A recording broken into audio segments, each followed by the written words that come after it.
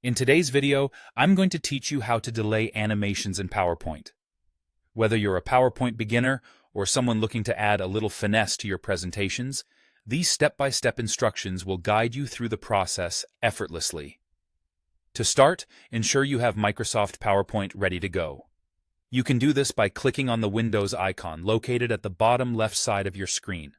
Look for Microsoft PowerPoint in your apps list and launch it with a simple click.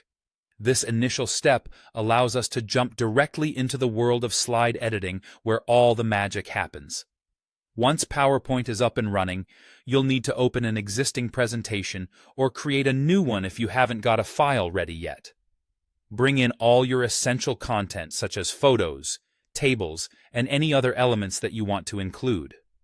This context is crucial because the animations we'll be working with are tied to these elements. Next, identify the object or text box on your slide that contains the animation you wish to delay.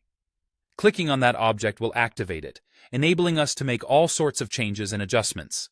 Now focus your attention on the menu ribbon at the top of the PowerPoint window. Click on the Animations tab to explore the variety of options PowerPoint offers to bring life to your presentations. Here, you'll find all the tools you need to control how and when animations occur. Take a moment to spot the timing group within the Animations tab. This section is where today's main feature, the delay box, resides. The delay box allows for precise control over the timing of your animations, providing that perfect pause before they spring into action. Click in the delay box and input the number of seconds you'd like the animation to be delayed before it starts. This feature lets you tailor the flow of your presentation, ensuring it aligns with your overall narrative. Finally, it's time to set the start options to determine when your delay period will kick in. You have 3 choices here: on click, with previous, and after previous. On click means the animation will start after you click the mouse button. With previous allows the animation to commence simultaneously with the preceding animation.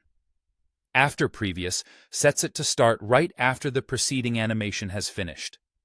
And there you have it, an easy and effective way to delay animations in PowerPoint. With this newfound ability, you can now add an extra layer of professionalism and creativity to your presentations. Thanks for tuning in, and give yourself a pat on the back for mastering this handy PowerPoint feature.